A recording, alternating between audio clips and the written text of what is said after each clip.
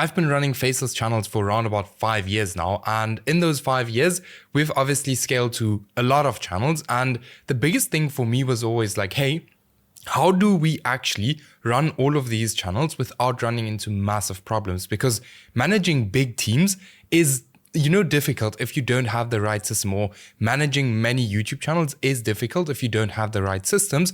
And in this video, I'm just going to show you guys exactly how we do it and what exactly we do, which people we work with, how many editors we have, all of those things. Now, just very quickly, who am I and why do you need to listen to me? So I'm Steffen. I've been doing Faceless YouTube channels for 5 years already, like I already mentioned. I've been on YouTube for 10 years. I first had my personal brand with over 100,000 subscribers, sold that, then went into Faceless YouTube channels. And now I'm also teaching other people how to do it. So I've made hundreds of thousands of dollars with Faceless YouTube channels. And there at the back, you can also see some of my play buttons. So I would say, let's get right into it. So the first thing that we have, right, I'm just going to draw the whole team structure up for you guys. The first thing, or at the top, right, because it's almost formed like a whole pyramid, right, the whole team. So at the top, it's actually me.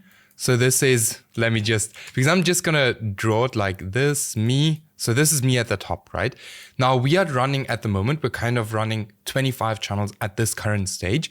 Now, not all of them are profitable. Some of these channels we're actually just testing. So we're running multiple different teams on these channels, okay? So firstly, we have the channels that are already working. That's the first thing I'm gonna show you guys now. So what we're doing here is we have managers, right? So we have 3 different managers. So here we have one manager, then here we have another manager, and here another one, okay? Now, these are the only people I actually talk to, okay? Now, these people here run the whole team for me. Now, what do they actually get from that? What do we pay them for that? So they actually get 5% of the channel revenue, and they take a small cut of what we actually pay the editors, right? So they make a decent amount of money, all right? Now, under these, like here, managers, we have editors. Okay, every manager has around about 3 editors, right? If we're scaling, then we obviously need a bit more than we have, because last year, for example, we had a time where we were posting 20 videos every single day across 2 channels. So we obviously had to have more editors in place, right? But for these channels, just as an example, we have 3 editors per manager. Now, the thing is, why can we, because we're posting around about 15 to 25 videos a day, around about that. Now, how do we actually do that with so less editors? Very simple to explain. The videos we run and the channels I run aren't very complicated channels, right? So the channels I run aren't highly edited channels, very, very easy content. And every editor can do probably around about 3 of those videos every single day. So as you can see, this is me at the top. Then we have our 3 managers. And these are the only people I talk to, right? I don't talk to the editors, because the problem is, if you talk to all of these people and if you run 1 to 2 channels yourself, that's completely fine. Once you get into the space of running maybe 5 channels and you have a bunch of different editors, you always want to get a manager into place, because otherwise you're literally going to sit the whole day and just answer and communicate with these guys and answer questions the whole day, right?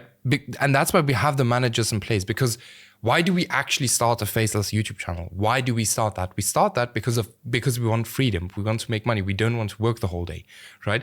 But if you don't have these managers here in place, you are going to work the whole day, because these editors are constantly going to have questions and problems, okay? Now, we pay these people to actually sort out those problems and actually, answer all questions. And only if there's something that the manager doesn't know how to, what to do, then only he's going to contact me and talk to me, right? So this is basically the system how we, work with our team. Now, how do we actually, structure the whole team flow and everything? So we actually have WhatsApp groups, right? So for example, I'm in a group, and then it might be, this one isn't fully optimized, but it works really well for us. So we have different kind of WhatsApp groups with the names of the YouTube channel, right? Now, if this editor here, for example, is accountable for, let's say, for example, 4 YouTube channels, right?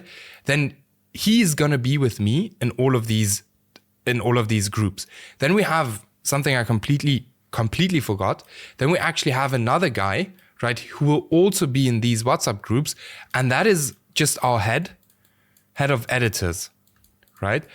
Sounds crazy, but all this guy is basically doing is if these people have any problems like with the editing or anything like that, then they will actually contact our head of editor and he will help them with the editing process. How do they fix this problem? Because Premiere Pro has a bunch of issues, right? And this guy is a really good editor. So he basically just helps out the editors with everything. And then what he also does, because I don't want to sit the whole day and, do revisions. So he actually does all of the revisions for us. The managers don't do revisions. All they literally do the whole day is chase the editors to complete the video, right? And answer some basic questions. When are we uploading? When does the video need to be done? What videos are we doing? So they are just there, basically looking that the videos get done. The head of editor, he's basically answering all questions to these people, like whatever questions they have. And then what he's also doing is obviously reviewing the videos, because that's something I don't want to do. I don't want to sit the whole day and review videos, right? Because if I do that, then I can also just create all of these videos myself, because like I already said, these videos are very simple to create, right? So this is basically our structure, how we run our channels that are already really good and up and running and everything. Now we also have like another team, which we use to test channels, right? Okay. My writing isn't the best, but we have another team that we use to test channels. Now, this is actually just, again, me, right? Because you want to test a lot. Like last week, we tested 25 channels. And me alone, I probably can't do that. But often I also go ahead and I just test channels myself. So I'll just, create the first 5 videos completely myself because I have the time. Then I just go ahead and create them myself. But if I, for example, don't have the time to do that, but I still want to test, then we actually have just one guy, right? This is again the manager who manages everything. He uploads the video for us, everything. And under him, we have again different video editors. Okay. Now, all this guy, because we don't even, really revise or do revisions on channels when we're just testing them, because in the end of the day, it doesn't matter how good the quality is of the video, how good the video is. If the niche is good, the video will work and the video will get views, right? So this guy then again has editors under him. Just going to do a E. All right. So he has editors under him. I just give him the video topics. He talks to the editors, they get the video done, they give it back to him, and he goes ahead and uploads the video for us, right? And then I obviously, look at the analytics and decide do we continue with the channel or not? And if we actually continue with the channel, this would then again be moved to this side and one of these managers would take it over. And yes, so this is basically the whole structure, how we run all of the channels. Like I said, often when we're just testing, I also do it myself. For me, it's very important that we have specific people for only testing. And then we have specific people for, actually working on the channels that are already running. Because, I don't want the people to be confused. We don't have any super extremely, complicated systems, because simplicity works. Most of these people, if you go ahead and you implement super confusing systems, many of them are going to be very confused and they won't know what to do, right? So often what we do is like I already said, we just have here the WhatsApp group with all of the managers and with the head of editor, right? So we're 3 people in the WhatsApp group for every single channel. And then we just work with here Google Sheets.